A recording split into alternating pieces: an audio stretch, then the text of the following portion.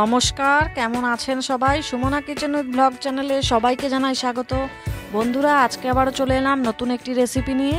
আর আজকের রেসিপিটি হলো পমফ্রেট মাছের ঝাল।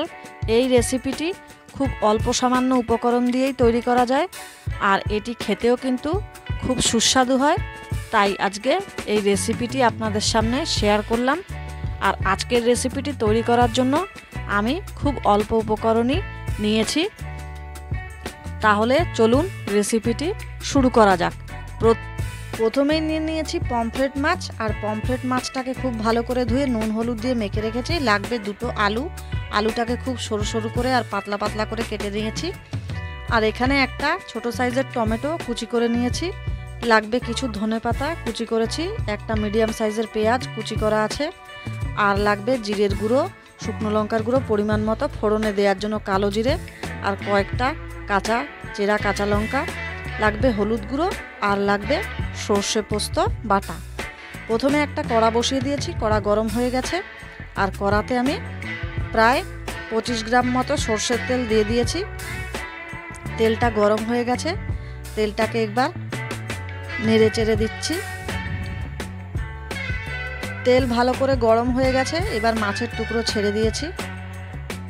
আর মাছের টুকরোগুলোকে একটু লাল লাল করে ভেজে তুলে রাখবো।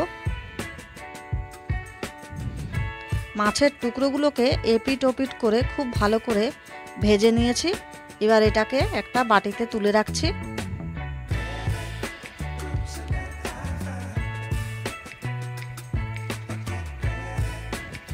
এবার ওই তেলেই আলুর টুকরোগুলো ছেড়ে দিয়েছি। আলুটাকে খুব ভালো করে লাল লাল করে ভেজে তুলে নেব।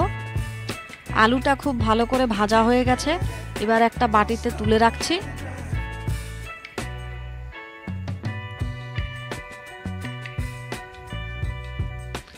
আর এবার ওই তেলেই অল্প সামান্য কালো জিরে ফোড়নে দিয়ে দিলাম। এবার কালো জিরেটাকে একটু নেড়ে চেড়ে পেঁয়াজ কুচিটা দিয়ে দিচ্ছি।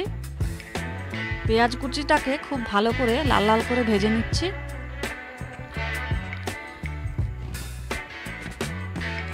পেঁয়াজ কুচি খুব ভালো করে ভাজা হয়ে গেছে। এখন এর মধ্যে টমেটোগুলো দিয়ে দিয়েছিলাম, আর দেখুন টমেটোটা খুব ভালো করে গলে সেদ্ধ হয়ে গেছে। আর এখন এতে পরিমাণ মতো হলুদ গুঁড়ো, পরিমাণ মতো জিরের গুঁড়ো, আর খুব অল্প সামান্য শুকনো লঙ্কার গুঁড়ো দিলাম।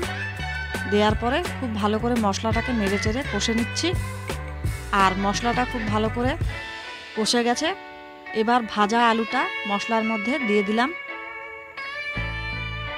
আলুটা দেওয়ার পরে মশলার সাথে আলুটাকে খুব ভালো করে মিশিয়ে নিচ্ছি।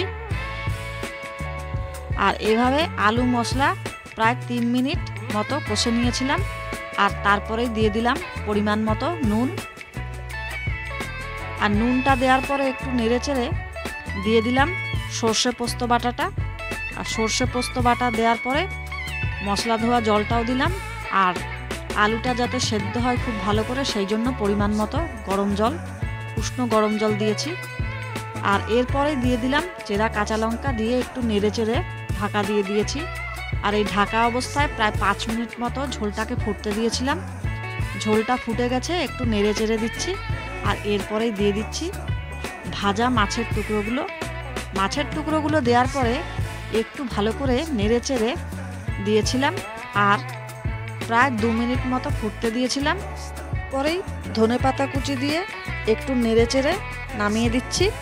তাহলে আজকে এই পমফ্রেট মাছের ঝাল রেসিপিটি কেমন লাগলো কমেন্ট করে কিন্তু জানাতে ভুলবেন না। ভিডিওটি ভালো লাগলে একটা লাইক শেয়ার অবশ্যই করবেন। এখনও কিন্তু অনেকেই আমার চ্যানেলটি সাবস্ক্রাইব করেননি, আমার চ্যানেলটিকে সাবস্ক্রাইব করে আমার পাশে থাকবেন। আর অবশ্যই এরকম নিত্য নতুন ভিডিও আপনারা আমার চ্যানেলে দেখতে পাবেন। তাহলে আজকের মতো